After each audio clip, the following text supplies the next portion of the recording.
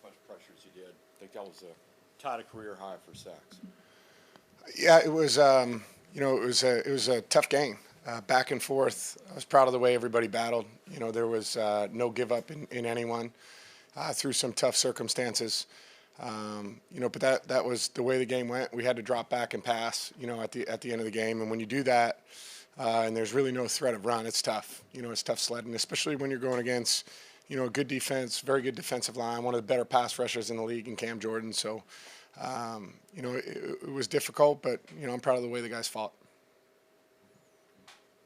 And just if you could take us through the sequence of the turnovers and how that kind of played out and how you approached that. Yeah, they were tough. Checking the football down on the first turnover, and the defense lineman came off the block as I was throwing it, and so. That's a tough one. And then the second interception, was two-man coverage, and the DB on the right side, who was covering Justin Hardy, kind of peeled off his guy as I was throwing the seam bender on the backside. And again, that's kind of tough sledding, but those are the plays that determine the outcome of the game. On the third one, just trying to make a play as I was running forward, got hit from behind, and just needed to do a better job of taking care of the football. Matt, Jamon Brown used the word snowballed as the way to explain what happened with the offense. How are you able to stay so even-keeled when you're facing that much pressure and things are starting to snowball?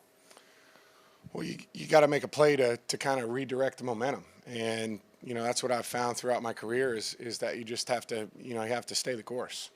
And, do your best to try and, redirect the momentum. And, I try and take it one play at a time. Every week, every game, and focus on the play call that comes in and what my responsibility is and try and do the best I can in that situation. Matt, the special teams were able to get you the ball back at the end with a shot to, tie. What were y'all trying to do? We saw what happened, but what was what did y'all have, planned and tried to dial up there at the end to, take it down the field and try to score there?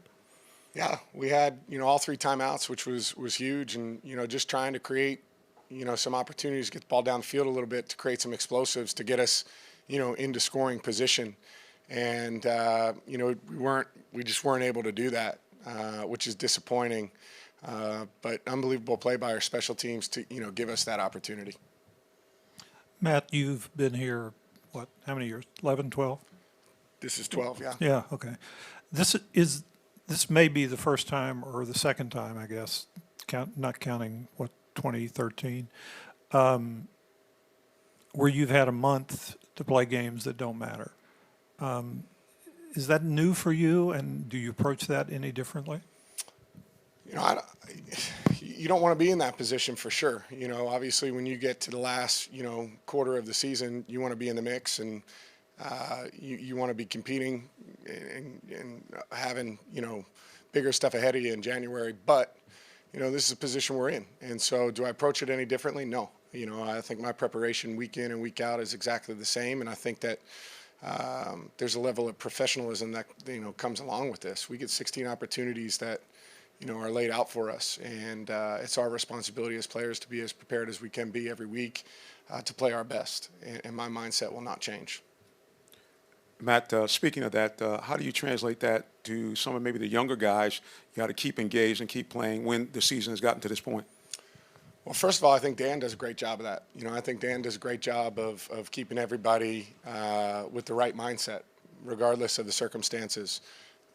At the highest of highs, he's been the absolute best. At the lowest of lows, he's been great too. And so he's very good at that. And then, as leaders of our football team, you pass on your experience and you pass on what you've learned throughout your time and the lessons that have come out throughout your career, and you let guys know, what's expected of them. And you just have to be very clear with that.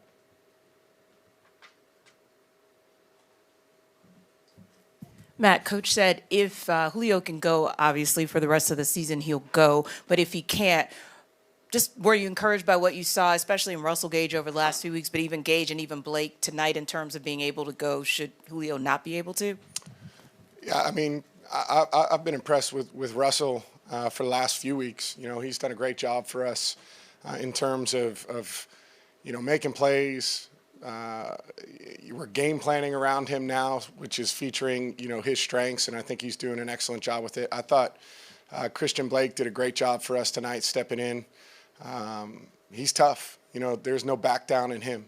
He was absolutely in his element tonight out there, and that was impressive to see, and I was proud of the way that he played and competed. Matt, when you guys are facing a ton of pressure in the middle of a game, what can you guys do to adjust and try to combat that in terms of just maybe helping out the line, getting other guys involved to kind of turn things the other way? Yeah, you want to stay balanced as much as you can, and running the football and being in a position to run the football helps the most with that, and that's probably the biggest thing that you can do in terms of slowing down pass rush, and we try different things. I mean, we do a lot of different things schematically, try and get the ball out quick, chip, have help for different guys, and scheme all of those different things, and we just got to keep working on trying to do it better.